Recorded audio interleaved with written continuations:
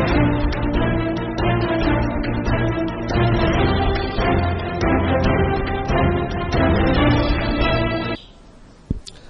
आवाज पे आज मुलाकात कर रहे हैं राजस्थान खाद्य पदार्थ व्यापार संघ के चेयरमैन बाबूलाल जी गुप्ता साहब से। बाबूलाल जी साहब, आपका स्वागत है आपकी आवाज पे। धन्यवाद जी सर। अभी राजस्थान सरकार का जो बजट आ रहा है 24 तारीख को, उस पे बात कर लेते हैं। क्या किस तरह की क्या उम्मीदें हैं? देखिए, ऐसा है कि जो राजस्थान का बजट आ रहा है उसका हमने इसमें 2-3 चीजें रखी हैं। एक तो ये रखी है कि जो वेट है उसकी अभी तक कई सारे मिसमैच खड़े हुए हैं, लोगों के फार्म जमा नहीं हुए हैं, उस कारण से करोड़ों रुपए की डिमांड स्टैंड है। तो सरकार से हमने मांग की है कि एक एमनेस्टी स्कीम सरकार लेके आए ताकि पूरे जो पिछले जितने भी वेट से संबंधित मामले हैं वो निपटाए जा सके। वो चाहे सीटीओ एसीटीओ के स्तर पर हो, अपीलेट अथॉरिटी के स्तर पर हो या टैक्स बोर्ड के स्तर पर हो, ये सभी जगह तो ये सालों से पेंडिंग होंगे व्यापार 2012-13 से पेंडिंग ही चल रहे हैं, तो उन सब का समाधान हो सके। दूसरी बात हमने मांग की है जीएसटी को कि भाई आप कुछ रिकमेंड करके भेजो जीएसटी में। और जीएसटी में हमने ये कहा है कि एक तो जीएसटी में भी चूंकि केंद्र सरकार की जो जीएसटी काउंसिल बनी हुई है इसने 967 के करीब संशोधन कर दिए हैं, तो इस कारण से दुनिया भर के मिसमैच खड़े हो गए हैं। तो हमने मांग की है कि ये एमनेस्टी स्कीम जीएसटी में आनी चाहिए। और दूसरा हमने कहा है कि रिटर्न का जो रिवाइज रिटर्न का प्रावधान है वो आज तक नहीं डाला गया है, उसे डाला जाए। जो सरसों आदि जैसे तिलहन है और मसाले हैं उनको भी कृषि जिन्स ही है। कृषि जिन्स पे चूंकि केंद्र सरकार कटिबद्ध है किसान को डबल दाम देने के लिए, तो उनको भी जीएसटी से मुक्त किया जाए। तो और इसी तरह से हमने ये भी निवेदन किया है जीएसटी में कि आप जीएसटी के जितने भी नियम हैं उनको सरल कीजिए और रिटर्न 3 महीने से जैसे 5 करोड़ तक के लोगों के लिए किए वो लीजिए। परंतु अभी हाल ही में उन्होंने एक प्रावधान कर दिया है कि 50 लाख से ऊपर का अगर कोई टर्नओवर करेगा तो उसको 1% टीडीएस काटना पड़ेगा, तो उसे वो गलत है, उसे भी समाप्त किया जाना चाहिए। इस तरह से हमने जीएसटी के लिए कहा है।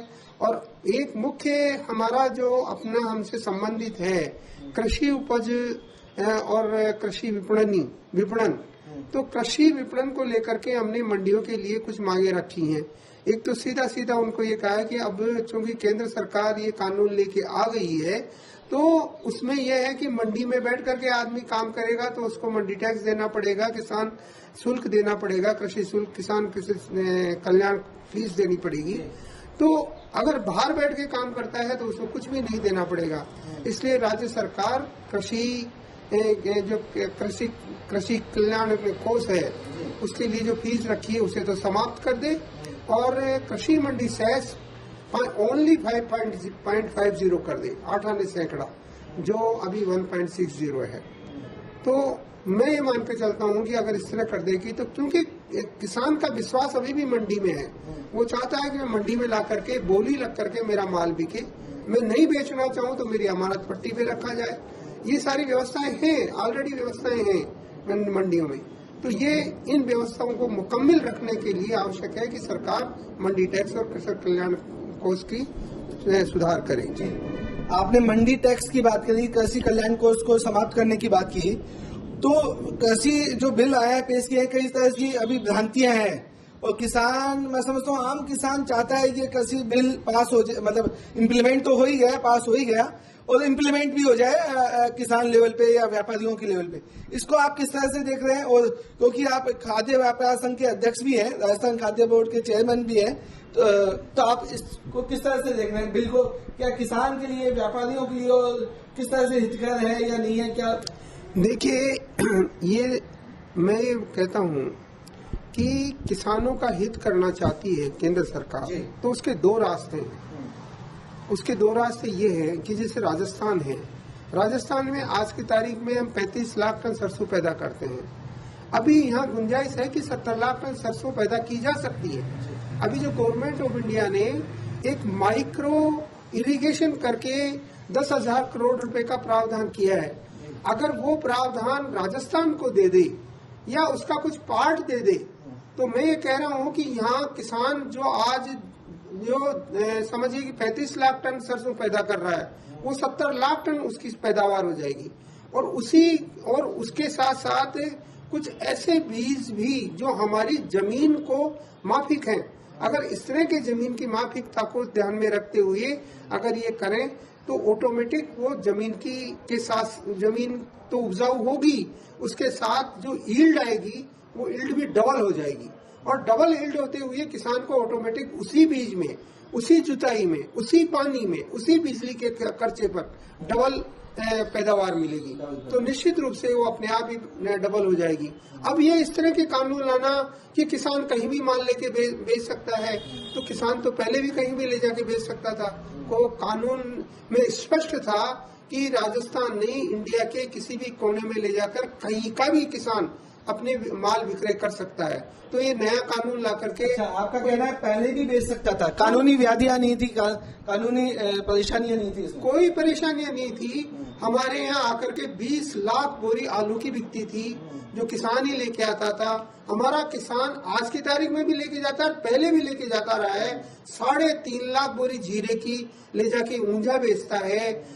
ईसबगोल की करीब मेरे ख्याल से 10,000 बोरी के करीब 10,000 बोरी के करीब ईसबगोल बेचता है। अब तो 1-1.5 लाख हो गई है, तो मैं गई साल के आंकड़े बता रहा हूँ क्योंकि अब ज्यादा पैदावार हुई है। और तो इस तरह से हरियाणा में जाके हमारा बाजरा बिकता है। रोज वो चिल्लाते हैं बाजरे को रोको, आपका बाजरा यहाँ आ रहा है। तो किसान स्वतंत्र है, वो कहीं भी ले जाके बेच सकता है। हमारे यहाँ के मतीरे जो जाके मतलब देश का ऐसा कौन सा कोना नहीं था जहाँ किसान ले जाके नहीं बेचता था। बम्बई की मंडी में ले जाके बेचता था। आज आम नासिक का किसान ला करके हमारे यहाँ आम बेचता है, केला बेचता है, तो बेचता आ रहा है बरसों से। ये सारी चीजें मंडियों के द्वारा ही अभी संपन्न होती थी। मंडियों से माल इधर एक मंडी से दूसरी मंडी जाता था, जहाँ तक मेरे नॉलेज है। लेकिन अभी अगर खुल गया किसान मंडी से नहीं, अच्छा, वो किसान ला करके किसी भी मंडी में बेचता था। और हाँ, और मंडी में आज की तारीख में मैंने जैसे आपको बताया कि किसान चाहता है, चाहे वो किसान पंजाब का हो, चाहे वो किसान केरल का हो, चाहे वो किसान बंगाल का हो, चाहे वो किसान महाराष्ट्र का हो, चाहता है किसी भी कोने का हो, वो चाहता है कि मैं मेरा माल मंडी में बेचूं ताकि मैं ठगा नहीं जाऊं। क्योंकि उसको पता है कि जैसे ही मंडियां बंद हुई, क्योंकि अगर बाहर माल बेचने का खोल देंगे, कुछ लोग शुरू में ज्यादा दाम भी दे सकते हैं, परंतु बाद में मंडियां बंद होते ही कंपटीशन वाले खत्म हो जाएंगे, तो वो अपनी मोनोपोली से माल खरीदेंगे। तो और उसको डिक्टेट करेंगे कि तुझे ये बीज लेना पड़ेगा, तुझे ये फला लेना पड़ेगा, और आज की तारीख में जो किसान का एटीएम है, वो एटीएम तो आड़तिया है। अब वो आता है, मान लो उसको दवा की जरूरत है, उसको ब्याह शादी की जरूरत है, उसको किसी की भी जरूरत है, बिगर किसी कोलेटरल के केवल आड़तिया ही उसको पैसा देता है। दुनिया का कोई भी बैंक, कोई भी सहकारी समिति बिगर कोलेटरल के पैसा नहीं देती है। तो ये सारी व्यवस्थाओं को ये सरकार क्यों खत्म करना चाहती है? केवल मल्टीनेशनल्स के लिए कि भाई हम आपको ज्यादा इन्वेस्ट ले लेगा, ज्यादा भाव देगा। अरे कहाँ से देगा वो ज्यादा भाव? अच्छा, फिर मान लीजिए एक आवश्यक वस्तु अधिनियम को इन्होंने किया तो सत्यानाश कर दिया इन्होंने। कोई अपने जो उपभोक्ता है उसका, जैसे ही माल स्टॉक होगा, आज की तारीख में माल के स्टॉक में पाबंदी है कि भाई आप ज्यादा स्टॉक नहीं करते। अब थोड़ा सा स्टॉक होते ही चिल्लाने लग जाते हैं, ब्लैक मार्केट हो गई, काला बाजारी हो गई। फिर किसकी काला बाजारी? जब वो 10 lakh ton, 20 lakh ton, 50 lakh ton के गोदाम बना रहा है मल्टीनेशनल, जो आज की तारीख में अडानी ने 5 लाख टन के मोगा में बना दिए हैं, 5 लाख टन वो सरसा उसमें मध्य प्रदेश में बना चुका है, 5 लाख टन की राजस्थान में कोशिश कर रहा है। तो इस तरह के जो गोदाम बन जाएंगे और उनमें जाकर के आपकी जो खाद्य वस्तुएं रखी जाएंगी, तो फिर क्या सोचते हो? और कैसे आपके ये जो कंट्रोल की दुकानें हैं, जिनको आप उपभोक्ता को फ्री में अनाज बांटते हो या कम दामों में सब्सिडाइज, तो कैसे चलेंगी? कहाँ से लाओगे माल? मंडियों की व्यवस्थाओं पे सवाल 70 साल से किसान उठाता रहा है, आम आदमी उठाता रहा है, सरकारें भी उठाती रही है। कई परेशानियां मंडियों में रहती है। मंडियों को माल रखने की जगह नहीं होती, बहुत सारे माल 70 सालों में खराब भी हुआ है, लाखों करोड़ों टन अनाज और दालें वेस्टेज की। कहीं प्रोसेसिंग अगर यूनिट लग जाती है और अगर साइंटिफिक तरीके से स्टॉक किया जाता है, माल को प्रोसेस किया जाता है और स्टॉक किया जाता है, चाहे वो होगा तो व्यापारी हिंदुस्तान का ही ना, आप और हम ही होंगे। अगर व्यापारी अगर मंडियों में है तो मंडियों का व्यापारी बाहर जाके भी अगर स्टॉक करके दुकान खोलता है तो कहाँ ऐतराज कहाँ आ रहा है? या कहीं ना कहीं एक व्यवस्थाओं पे भी चुनौती है कि 70 साल से किसान इस हालत में, आज भी किसान जो अगर बाहर के देशों की बात करें वहां का किसान संपन्न है, समृद्ध है, लेकिन आज हिंदुस्तान का किसान वही है, 70 साल से पिसा जा रहा है। आपका क्या कहना है? देखिए, मोदी जी को ये करना चाहिए था जो राजस्थान सरकार ने किया है। राजस्थान सरकार ने ये प्रोविजन दे दिया, प्रावधान कर दिया कि किसान या किसान समूह अगर खेतों पे वेयर हाउस बनाते हैं, छोटे वेयर हाउस हो चाहे बड़े वेयर हाउस हो, उन्हें 50% सब्सिडी दी जाएगी। अगर वो 50% सब्सिडी देते हैं, मान लो मेरा छोटा ही खेत है, 10 बीघा का खेत है और मैं सिर्फ मान लो 500 बोरी रखना चाहता हूँ, तो 20 बाई 15 का अगर मैं मेरे खेत पे ही बना लेता हूँ तो किसका तो नुकसान होगा और किसकी, और जब मेरा भाव अच्छा आएगा तब मैं बेचूंगा। तो ये प्रावधान किसान को दिए हैं यहाँ की राज्य सरकार ने। तो केंद्र सरकार उस बड़े आदमी को क्यों प्रावधान देना चाहती है कि तू 5 लाख टन इकट्ठा कर ले, इस किसान को क्यों नहीं देना चाहती? ये किसान को कहे कि हम तेरे को छोटे छोटे गोदाम हम बनाते हैं और तेरे यहाँ बनाते हैं, तेरे गांव में बनाते हैं, कोल्ड जो वापस हमारी कॉटेज इंडस्ट्री है उसको डेवलप करते हैं। आपको ध्यान होगा कि हमारे यहाँ 2700 यूनिट छोटी बड़ी तेल मिलें चलती थी और गांव में एक्सपेलर लगे हुए थे, पर वो इसलिए खत्म हो गए क्योंकि ये बड़े बड़े जो आए, इन्होंने जो छूटे दी, एक्सपेलर हाउसेज लगे, वो उनका जो गांव में बैठ के नहीं, उनका रोजगार खत्म हो गया। जो शुद्ध तेल गांव वालों को मिलता था वो शुद्ध तेल की बजाय आज वो रिफाइंड तेल खाने लगे। तो ये व्यवस्थाएं हमें करनी चाहिए, ये केंद्र सरकार करे तो ऑटोमेटिक सारी व्यवस्थाएं किसान की जो सारी सुविधा जो देना चाहती है वो हो जाएगी, वहाँ तो कोई दिक्कत ही नहीं है। और केंद्र सरकार से कृषि बिल में क्या और बेटर रूप से इम्प्लीमेंट किया जाना चाहिए, कृषि बिल और कृषि किसानों से संदर्भ में या व्यापारियों के संदर्भ में? देखिए, हमने तो उनसे ये मांग की है कि या तो आप ये तीनों बिल खत्म कर दो, और नहीं कर सकते हो तो 2 चीजें करो। एक तो ये करो कि जितनी भी कृषि मंडियां हैं वो उस कृषि मंडी का मेंटेनेंस का भुगतान केंद्र सरकार करे और कृषि मंडी सेस नील कर दे पूरे इंडिया में। और इसी तरह से आदमी चाहे बाहर काम करे चाहे भीतर काम करे, उसको मंडी का लाइसेंस लेना तो जरूरी करे। अगर जरूरी नहीं करते हैं, चाहे वो हो सकता है मेंटेनेंस के नाम पे थोड़ा बहुत अगर सेस लगाए भी, परंतु ये होना चाहिए कि चाहे बैठ के आदमी बाहर काम करे चाहे भीतर काम करे, उनको चाहे वो प्रोसेसिंग यूनिट हो चाहे वो कुछ भी हो, पर उसको वो जो मिनिमम मंडी टैक्स है वो अदा करना ही चाहिए।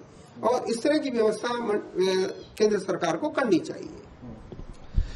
राज्य सरकार को किस तरह से देखते हैं कृषि कानून के तहत, राजस्थान को किस तरह से देख रहे हैं? और मुख्यमंत्री जी ने, आपने कहा कि राजस्थान के मुख्यमंत्री ने 50% वेयर हाउस किसान को अपने ही खेत में वेयर हाउस की छूट दे रखी है या दी है, तो आगे किस तरह की आप बजट आ रहा है उसमें आप क्या देख रहे हैं? देखिए, मैं तो एक ही बात जानता हूँ कि सबसे बड़ी इस राजस्थान की जो अर्थव्यवस्था है वो खेती के चारों ओर घूमती है, कृषि के चारों ओर घूमती है। अगर यहाँ की कृषि को जिंदा इन्होंने रख लिया तो उसके लिए 2-3 रास्ते हैं। एक रास्ता तो यह है कि किसान को अधिकतम जल उपलब्ध करवाया जाए ताकि वो अपनी खेती सुचारू रूप से कर सके, चाहे वो कुओं के खोदने के माध्यम से, बोरिंग के खोदने के माध्यम से, रिवर्स को कनेक्ट करने के माध्यम से, या कहीं से भी बल्कि जल का जो जल संरक्षण है, जल संरक्षण की व्यवस्था करके या नहर ला करके बनास जोड़ के या चंबल से जोड़ के, सर ये जो दूसरा अभी इन्होंने नर्मदा से जोड़ा है, उस कैनाल लेके आए हैं उसको, और जो बाकी उधर से जो पश्चिमी इधर से आ रही हैं कैनाल जो उनको थोड़ा सा स्ट्रेंथन करे और किसान की व्यवस्थाएं ऐसी करे। दूसरा यह करी रिसर्च के माध्यम से जैसी जहाँ की मिट्टी हो उस तरह का बीज उनको उपलब्ध हो और किसान को मंडियों में, जैसे मैं बराबर ये कहता हूं कि मंडियों में एक प्रशिक्षण केंद्र होना चाहिए, वो ये प्रशिक्षण करता रहे कि चाहे वो व्यापारी उसमें प्रशिक्षण ले, चाहे किसान प्रशिक्षण ले, कि जो खेती बोई जाए उस खेती का ऐसा रूप होना चाहिए कि किसान को ज्यादा से ज्यादा कीमत, वो कम मेहनत की ज्यादा कीमत उसको मिले। जो ये फर्टिलाइजर देखिए जो फसल तैयार करते हैं, और आजकल जो ऑर्गेनिक नया शब्द आ गया है, इस पे क्या कहना है, और राजस्थान में ऑर्गेनिक कितना % हो रहा है, नहीं हो रहा, क्या है? देखिए मैं एक बात बताता हूँ इसमें जी, कि इसमें केंद्र सरकार भी उदासीन है और राज्य सरकार भी उदासीन है।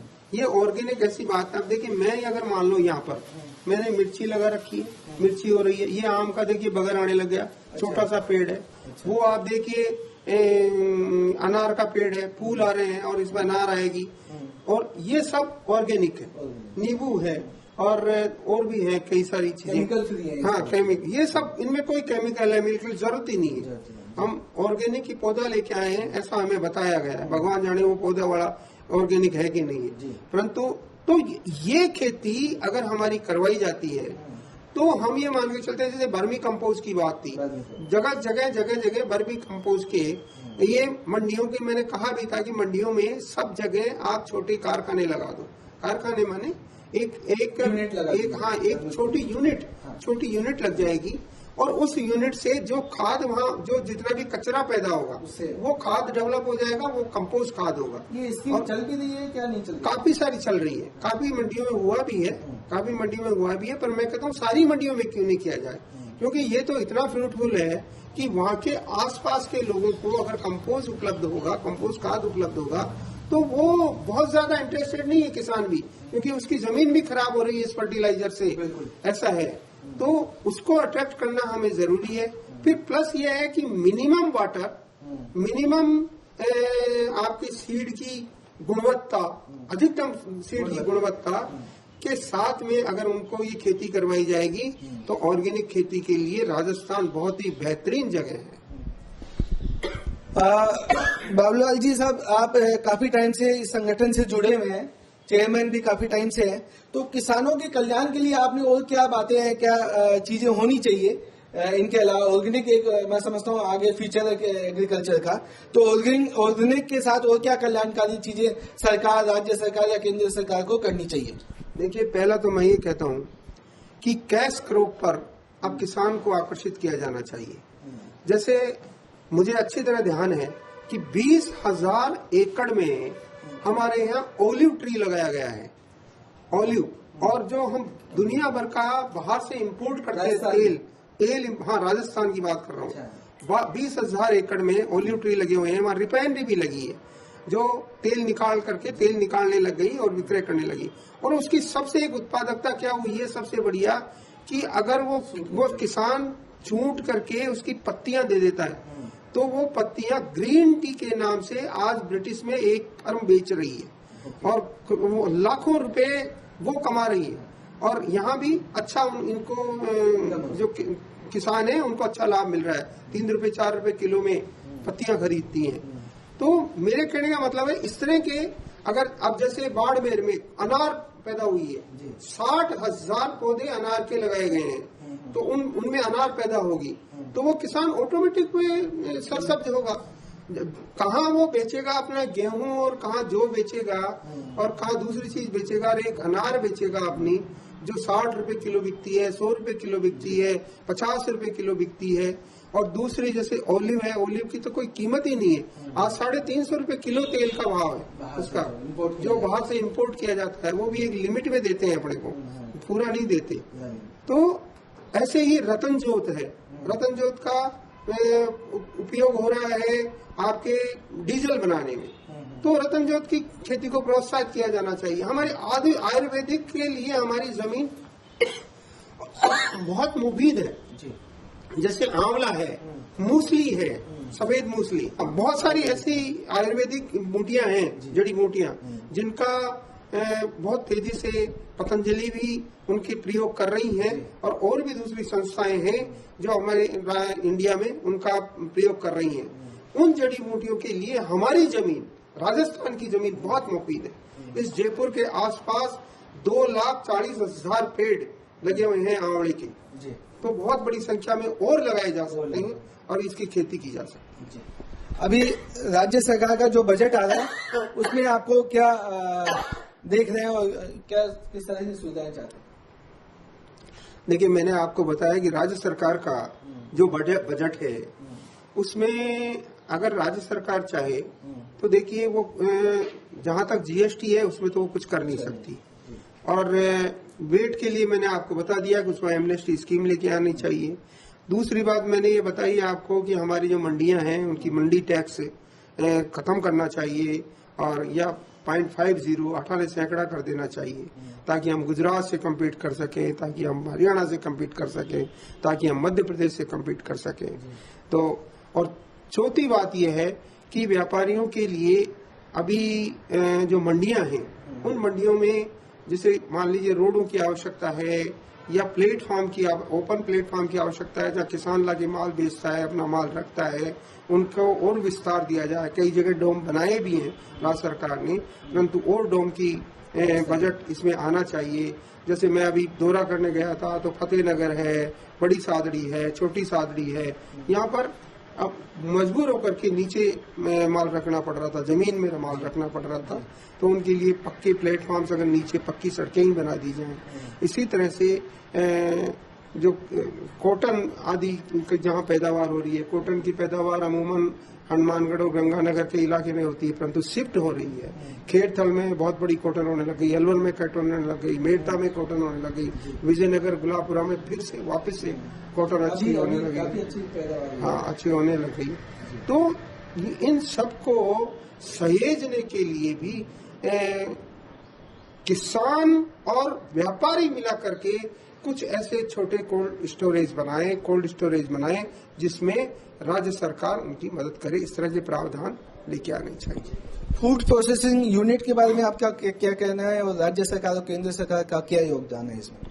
देखिए, जहाँ तक फूड प्रोसेसिंग यूनिट्स का है, मैं तो बराबर कहता रहा हूँ, हमारे यहाँ बहुत ज्यादा यूनिट्स पास्ता बनाने वाली नहीं लगी अभी, बहुत ज्यादा यूनिट्स खाकरे बनाने वाली नहीं लगी, बहुत ज्यादा यूनिट्स ये जो त्रिकोण से आते हैं चिप्स का वो नहीं लगी। परंतु जो हैं, जो तेल मिले हैं, दाल मिले हैं, आटा मिले हैं, जिनिंग फैक्ट्रियां हैं, इन सब में इनको कम से कम इतने काबिल कर दे कि वो नई टेक्निक ला करके नई मशीन को अपने को उसमें, क्योंकि मशीनें तकरीबन सभी पुरानी हो चुकी हैं, उनके इंफ्रास्ट्रक्चर पुराने हो चुके हैं, तो उनमें अगर थोड़ी मदद करे, फाइनेंशियल अगर थोड़ी मदद करे, कुछ बैंकों से इस तरह के प्रावधान कराए ताकि वो उनको लॉन्ग टर्म के लिए लोन दें, तो मैं मान के चलता हूँ कि हमारे यहाँ ऑटोमेटिक प्रोसेसिंग यूनिट्स भी बहुत होंगी। इस समय में आटा मिलें बहुत लग रही हैं राजस्थान में। पहले केवल ये चक्कियां 200 थी, वो मिला करके 700-800 हो चुकी हैं। तो इस तरह से यहाँ का बहुत वो है। ग्रेडिंग और क्लीनिंग की मशीनें बहुत लग रही हैं, क्योंकि जैसे मान लो धनिया है, जीरा है, सौंफ है, ये सब कटिंग के बिकने लग गए हैं। कोल्ड स्टोरेज की भी यहाँ बहुत बड़ी चेन की आवश्यकताएं हैं, क्योंकि कोल्ड स्टोरेज के में ही आजकल चाहे वो मूंग हो चाहे मसाले हो, सब कोल्ड स्टोरेज में रखा खाते हैं। इसका कारण ये है कि उसका न तो रूप बिगड़ता है, न स्वाद बिगड़ता है, न उसमें कीड़ा लगता है। तो ये सुरक्षित रखने के लिए कोल्ड चेन भी बहुत ज्यादा जरूरी है। तो ये अगर राज्य सरकार इनमें प्रोत्साहन देगी और जमीन की व्यवस्थाएं करेंगी, और इसी तरह से उद्योग में भी जो रिको है, उनको रिको को जैसे गवर्नमेंट ऑफ इंडिया लेके आई है कि हम कुछ पार्क डेवलप करेंगे, इस तरह के ऐसे पार्क, यहाँ यूं पार्क करने की आवश्यकता नहीं है कि एक जगह 10-50 मील का बना दिया, ऐसा नहीं। जैसे बनाए आप, रामगंज मंडी है, रामगंज मंडी के पास में एक डेवलप कर दीजिए, इसमें कर दीजिए कि 10 आदमी क्लीनिंग की बना देंगे, ग्रेडिंग की लगा देंगे, पैकिंग की लगा देंगे, या एसोसिएट सपोर्टिंग वहाँ चैनल डेवलप हो जाएगा। एसोसिएट सपोर्टिंग चैनल निकलता है उस एरिया में, हाँ, उस चैनल उससे रिलेटेड मंडियों का सपोर्टिंग चैनल हो जाएगा। तो वहाँ भी ऑटोमेटिक, देखिए ये सारे रास्ते किसान को ऑटोमेटिक ही उसकी फसल का ज्यादा दाम। जैसे आप संगठन चला रहे हैं, सालों से संगठन चला रहे हैं, तो आपने राज्य सरकार या केंद्र सरकार में ऐसी मांगे नहीं है कि या बैंकिंग अधिकारी जो स्टेट लेवल पे बैंकिंग अधिकारी हैं उनसे इस तरह की बात नहीं की कि व्यापारियों को प्रोत्साहन देने के लिए जो यूनिट कमजोर हो चुकी है, जो टेक्नोलॉजी कमजोर हो चुकी है, उसी जगह टेक्नोलॉजी का रिप्लेसमेंट और नई टेक्नोलॉजी लाने के लिए व्यापारियों को कुछ फाइनेंशियल सपोर्ट हो जाए, जो 10, 20, 25 साल तक के फाइनेंस की व्यवस्था हो जाए, ऐसी कोई बात रखी है? देखिए हमने तो कई बार रखी है, परंतु सरकार की तो पॉलिसी ही अब उलट चल रही है। सरकार की स्थिति तो यह है कि अभी बैंकों ने कितने सारे खर्चे अनावश्यक जोड़ दिए। अगर आप पैसे बाहर निकालो तो आपको पैसा आपका कट जाएगा, आप पैसे जमा कराओ तो आपका पैसा कट जाएगा, आप अगर आरटीजीएस करो तो आपके पैसे लगेगा, आप पैसा किसी को दूसरे। लेकिन वो सारी चीजें माइनर है बॉस, लेकिन मेन चीज है कि क्या बैंकिंग बैंकिंग हो गया पूरा, फाइनेंशियल व्यवस्था में बैंकिंग का कोई योगदान न तो हो रहा है और न हो पाएगा। क्यों नहीं हो पाएगा? क्योंकि ये पॉलिसी जब तक ये नहीं करेंगे, वेलफेयर गवर्नमेंट है और वेलफेयर गवर्नमेंट धीरे धीरे उल्टा बैंकों को प्राइवेटाइजेशन करते जा रहे हैं। तो प्राइवेटाइजेशन वाला बैंक तो कमाने के लिए होता है, वहाँ किसी का वेलफेयर करने की बात नहीं होती। और जो वेलफेयर करने की बात नहीं सोचेगा जो बैंक है, वो बैंक कोई भी इस तरह की सुविधाएं किसी को नहीं देगा। वहाँ तो वो अमेरिका वाला मामला है कि आपको अगर 10 लाख हैं और आपके बैंक में पड़े रह गए तो भैया तू उल्टा पैसे जमा कराया। हम तो चाहते हैं कि ब्याज मिले, कि भाई 1 महीने रह गया मेरा पैसा तो 1 महीने का ब्याज देगा। वहाँ होता है कि उल्टा जमा कराते हैं कि तेरा 1 महीना पड़ा रहेगा। तो वही स्थितियां भारत में आ रही हैं, क्योंकि जैसे जैसे मल्टीनेशनल्स आ रहे हैं तो ये वहीं की व्यवस्था लेके आ रहे हैं। वो कमाने के लिए आते हैं, वो कोई किसी का दान दक्षिणा करने के लिए नहीं आते। दान दक्षिणा का कंसेप्ट यहाँ सपोर्टिव नहीं होते, वेलफेयर नहीं वो राजस्थान का कंसेप्ट है। वो राजस्थान में यहाँ धर्मशालाएं भी बनती थी, गौशालाएं भी खुलते थे, पाठशालाएं भी बनती थी। वो कंसेप्ट हमारे बिरला जी के साथ था, टाटा जी के साथ था, हमारे दूसरे जितने भी जालान है ये इन सब के साथ था। वो खत्म हो गया। अब सारा हम कल्चर में भी उसमें वेस्टर्नाइज हो गए और सोच भी हमारी उसी तरह की हो गई। और कोई आखिरी संदेश जो आपके व्यूअर्स को देना चाहें, सरकार को देना चाहें या आपके खाद्य या किसान व्यापारियों को देना चाहें? देखिए मैं तो बराबर यही कहता हूँ कि जहाँ तक व्यापारियों का सवाल है तो व्यापारियों को मैं कहता हूँ कि अब समय ये आ गया है कि पहले ये था कि एकला चलो, आदमी अकेला बिजनेस करके अपनी सीक्रेट रखता था। अब सीक्रेट जैसी कोई बात नहीं है, पूरे बाजार खुल गए हैं, पूरे विश्व बाजार ओपन है और आपका मोबाइल 1 सेकंड में बैठा हुआ जापान, चीन, इंडोनेशिया, मलेशिया, जहां भी आपका संपर्क है उसकी सूचनाएं 1 मिनट में आती हैं, जाती हैं। तो ऐसे में आपको समूह बनाने होंगे और समूह बना करके आपकी हैसियत डेवलप करनी होगी ताकि आप इस मार्केट में रुक सकें। क्योंकि छोटी यूनिटें को आज की तारीख में गवर्नमेंट की पॉलिसी जैसी है सेंट्रल गवर्नमेंट की कि छोटी यूनिटें समाप्त होती जाएंगी और जो बड़ी यूनिटें हैं तो हमें उन बड़ी यूनिटों की टक्कर लेने के लिए जरूरी है कि हम समूह में होकर के बिजनेस करें। जी जी जी जी, बहुत बहुत धन्यवाद। आपने सूचनाएं रखी, आपने हमारे सवालों का वाजिब जवाब दिया, धन्यवाद। बहुत बहुत धन्यवाद आपको। बाबूलाल गुप्ता, चेयरमैन राजस्थान खाद्य पदार्थ व्यापार संघ।